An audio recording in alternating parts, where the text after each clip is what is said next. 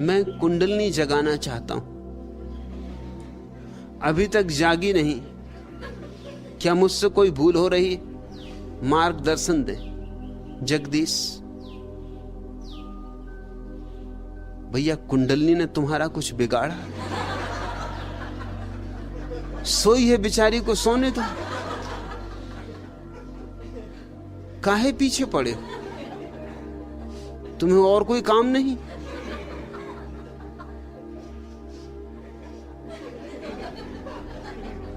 कुंडलनी क्यों जगाना चाहते हो? फिर जग जाए तो फिर आके कहोगे कब इसे सुलाओ। कभी ये कुंडलनी जग गई, अब ये चैन नहीं लेने देती।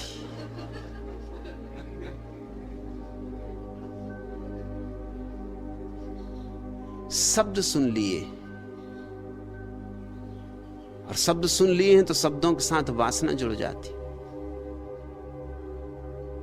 कुंडलनी जगाने की भी कोई जरूरत नहीं है।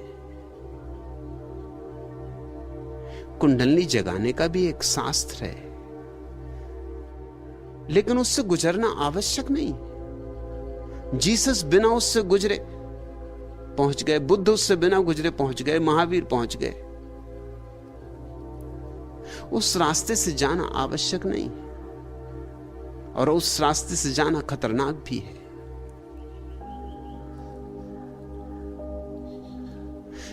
क्योंकि शरीर की प्रसुप्त शक्तियों को छेड़ना खतरे से खाली नहीं। अच्छा तो यह है कि उन्हें बिना छेड़े गुजर जाओ।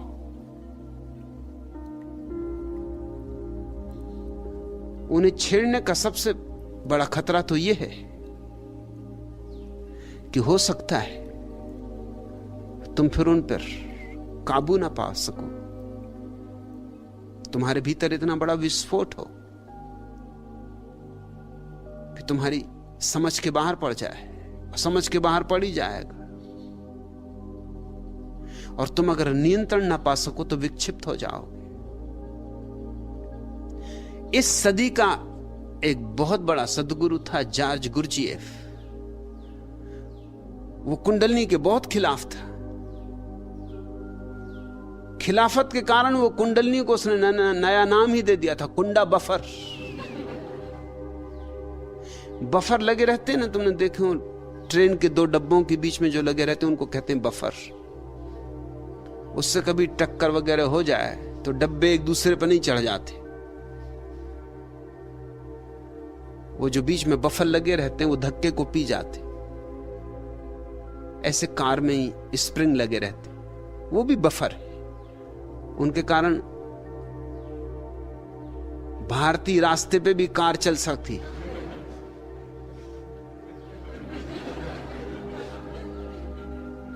नहीं तो पूना से बंबई ही नहीं पहुंच सकते, और दूर की तो बात छोड़ो।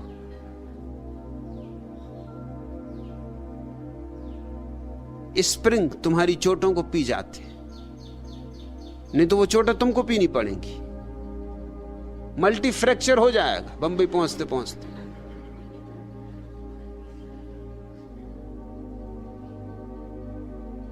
उतरोगे नीचे तो घर के लोग ही नहीं पहचान पाएंगे कि तुम ही हो।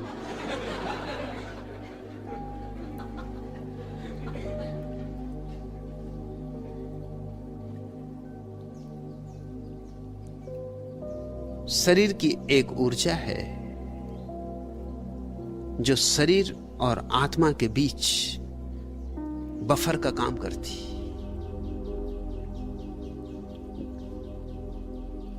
नहीं तो शरीर के भीतर आत्मा का रहना मुश्किल हो जाए, असंभव हो जाए। उस ऊर्जा की एक परत तुम्हारी आत्मा को घेरे हुए है। तुम्हारी आत्मा और शरीर के बीच में उस ऊर्जा की एक परत है। इसलिए शरीर को लगी चोटें आत्मा तक नहीं पहुंचती। इसलिए शरीर जवान हो, बूढ़ा हो, जिए मरे, कोई घटना आत्मा तक नहीं पहुंचती। गुरजेफ ने शब्द ठीक चुना था, कुंडा बफर।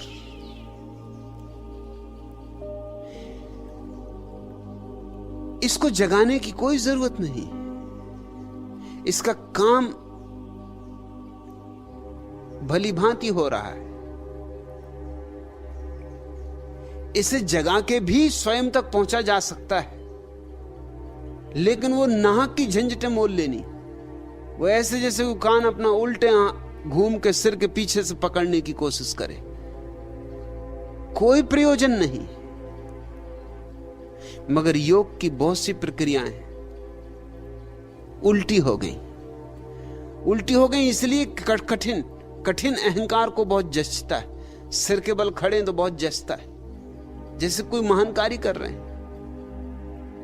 सिर्फ बुद्धू मालूम पड़ते हैं, मगर सिर के बल खड़े तो महान कार्य कर रहे हैं, शीर्षासन कर रहे हैं, शरीर को इर्छा तिरछा कर रहे हैं, शरीर को ऐसा आड़ा तिरछा कर रहे हैं कि कोई दूसरा न कर सके, और दूसरे न कर सके क्योंकि इसके लिए अभ्यास चाहिए।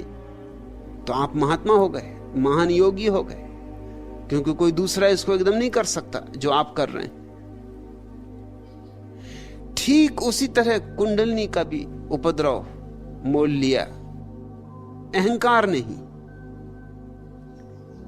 इसको जगाने से कुछ सिद्धियां उपलब्ध हो सकती हैं, और अहंकार सिद्धियों से बहुत प्रसन्न होता है। जैसे अगर कुंडलिनी को तुम जगाओ, उसकी जगाने की प्रक्रियाएं हैं। प्रक्रियाएं सब जटिल हैं और कठिन हैं, उलझन भरी, सुगम नहीं, सरल नहीं। इसलिए भारत में एक परंपरा चली है जो इसके बिल्कुल विपरीत रही, सहज परंपरा, सहज ज्ञान, जिसका कहना है किसी तरह के उपद्रव में मत पड़ो, क्योंकि छोटी मोटी चीजें पैदा हो जाएंगी। जैसे अगर तुम्हारी कुंडलिनी जाग जाए तो तुम दूसरे के विचार पढ़ सकते हो, मगर अपने विचार काफी नहीं है पढ़ने को। अब दूसरे की खोपड़ी का कचरा तुम पढ़ोगे, उससे क्या मिलने वाला है? अपनी खोपड़ी में ही काफी भरा है, इससे ही तो निपट नहीं पा रहे हो कि अब दूसरों के विचार पढ़ोगे। हां, थोड़ा बहुत चमत्कार लोगों को दिखाने लगोगे तुम। जैसे कोई आया और उसने पूछे नहीं कि समय कितना, और तुमने बता दिया कि 9:30 बजे, तो वो चौंके गए एकदम, क्योंकि पूछने आया था कि कितना बजा है। मगर इसका सार क्या है? पूछ ही लेने देते, क्या बिगड़ रहा था? इसके लिए कुंडलिनी जगाई,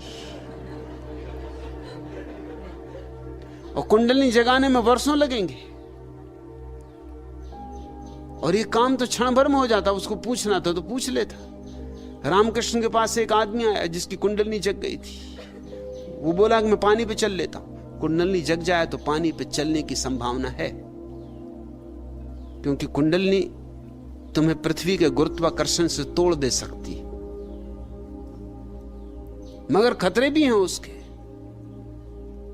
क्योंकि पृथ्वी के गुरुत्वाकर्षण से टूट गए तो तुम्हारे शरीर की बहुत सी प्रक्रियाएं अस्त व्यस्त हो जाएंगी, जो कि गुरुत्वाकर्षण से बंधे होने के कारण ही व्यवस्थित है। वो आदमी पानी पे चल लेता था। उसने रामकृष्ण को आते से चुनौती दी कि तुम बड़े परमहंस, लोग कहते महात्मा, अगर हो महात्मा तो आओ, चलो गंगा पर, मैं पानी पे चल सकता हूं। रामकृष्ण ने कहा कि बहुत बढ़िया। कितना समय लगा पानी पे चलना सीखने में? उसने कहा 18 साल लगे।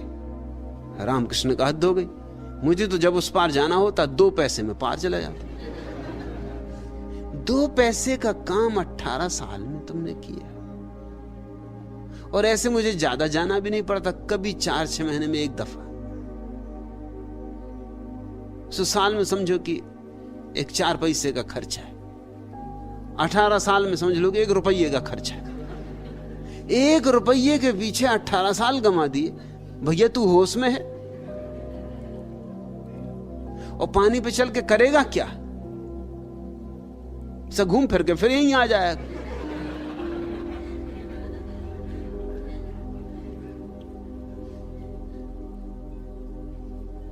रामकृष्ण ठीक कह रहे हैं,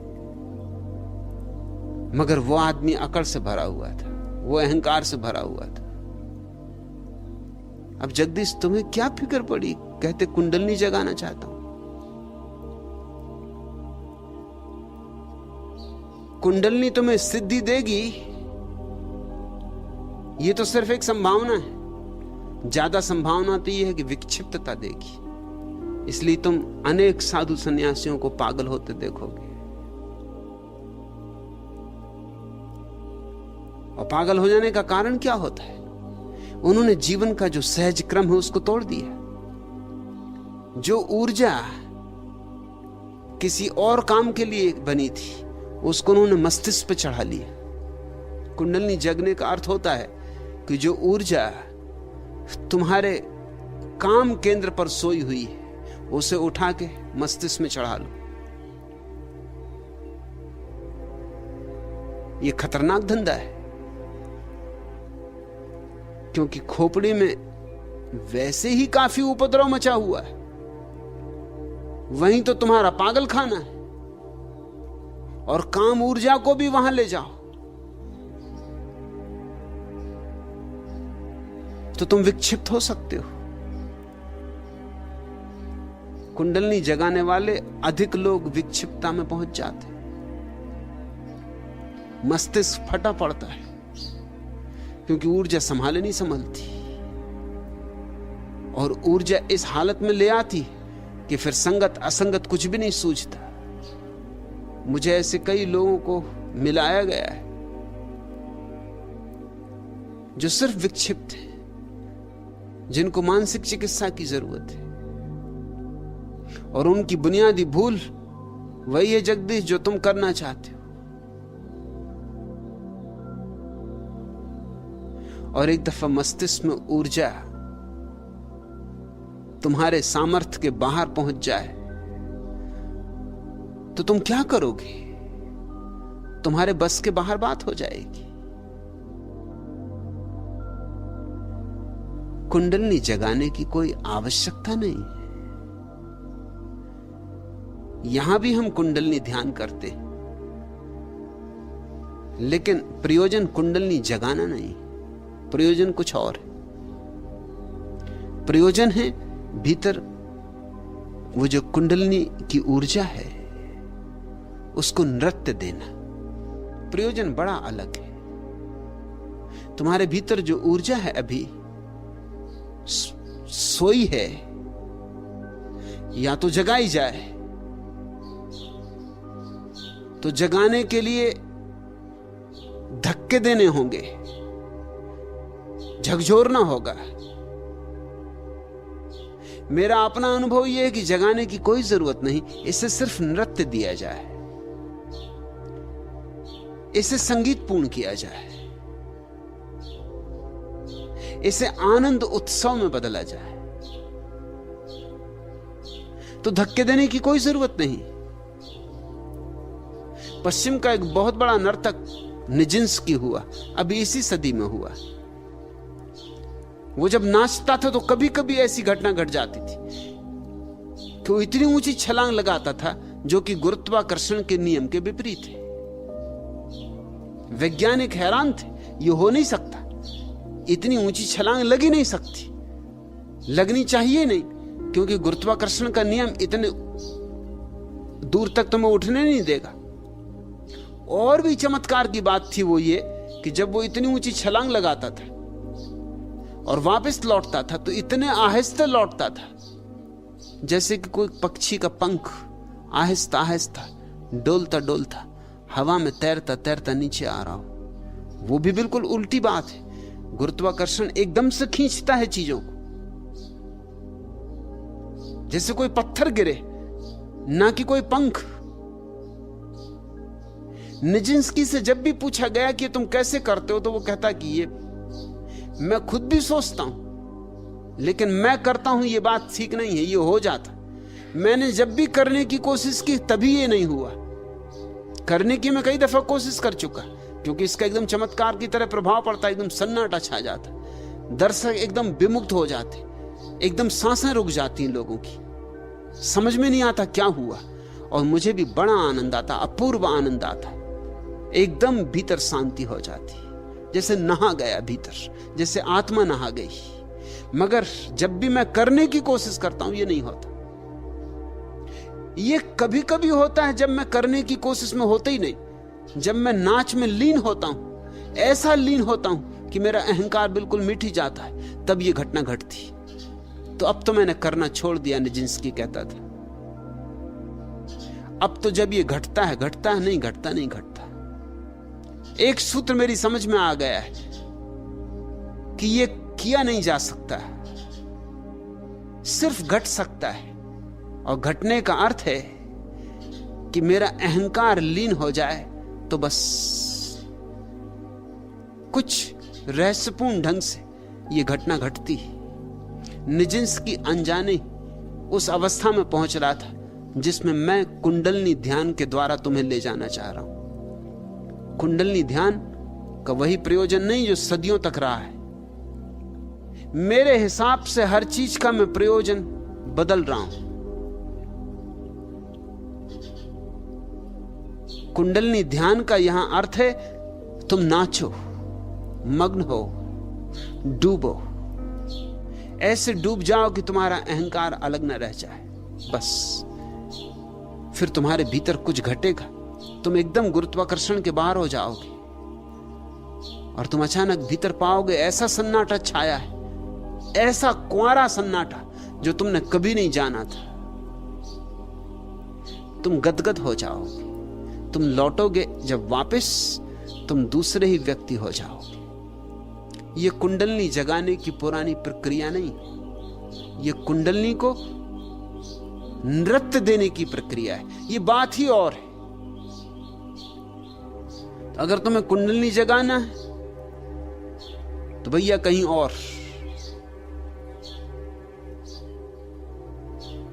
अगर कुंडलनी को नृत्य देना है तो यहां यह घटना घट सकती है और फासले बहुत हैं। कुंडलनी को नृत्य मिल जाए, भीतर की ऊर्जा नाचने लगे तो कोई खतरा नहीं है, तुम विक्षिप्त कभी नहीं होगे, तुम और भी ज्यादा स्वस्थ हो जाओगे। तुम्हारी विक्षिप्तता कुछ होगी तो समाप्त हो जाएगी और तुम्हारे अहंकार को कभी बल नहीं मिलेगा कि पानी पे चल के दिखा दूं, कि बादल में आकाश पे बैठ के दिखा दूं, कि हवा में उड़ के दिखा दूं। क्योंकि अहंकार मिटेगा तभी ये नृत्य होगा और जब भी अहंकार वापस लौटेगा तुम ये कर ही नहीं पाओगे। ये तुम्हारे अहंकार के बस में नहीं होने वाली बात। कुंडलनी जगाने की जो प्रक्रियाएं हैं वो तुम्हारे अहंकार को भर सकती, ये प्रक्रिया तुम्हारे अहंकार को मिटाती, पहुंचती। पतंजलि ने जब सूत्र लिखे थे उस समय को 5000 साल बीत गए। 5000 साल में आदमी को बहुत कुछ अनुभव हुए। पतंजलि खुद भी अगर आज वापस लौटे तो मुझसे राजी होंगे, क्योंकि 5000 साल में जो मनुष्य को अनुभव हुए, पतंजलि को उनका हिसाब रखना पड़ेगा। उनके आधार पर फिर से योग सूत्र लिखना होगा। बुद्ध को हुए 2500 वर्ष हो गए, महावीर को हुए 2500 वर्ष हो गए। काफी समय है ये। दुनिया बैलगाड़ी से जेट विमान तक पहुंच गई। मनुष्य वैसा ही नहीं रहा जैसा था। और इस बीच हमने जो अनुभव किए, उन अनुभवों ने हमें बहुत कुछ सिखाया है।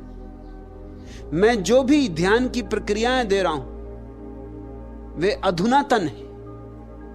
अगर पुरानी प्रक्रियाएं भी उपयोग कर रहा हूं तो उनमें से उस सब को काट दिया है जिनसे तुम्हें खतरे हो सकते हैं, और उस सब को जोड़ दिया है जो कि इन 2500-3000 5000 सालों के अनुभव से जोड़ा जाना चाहिए। यह एक अभिनव प्रयोग हो रहा है। अगर शब्द मैं पुराने भी उपयोग कर रहा हूं, क्योंकि शब्द तो पुराने ही हैं, सभी शब्द पुराने, कोई ना कोई शब्द उपयोग करना होगा, तो भी मैं उनको अर्थ अपने दे रहा हूं। पुराने शब्दों के वृक्षों पर अपने अर्थ की कलमें लगा रहा हूं। इसलिए तुम मेरे शब्दों को ठीक पुराने अर्थों में मत लेना।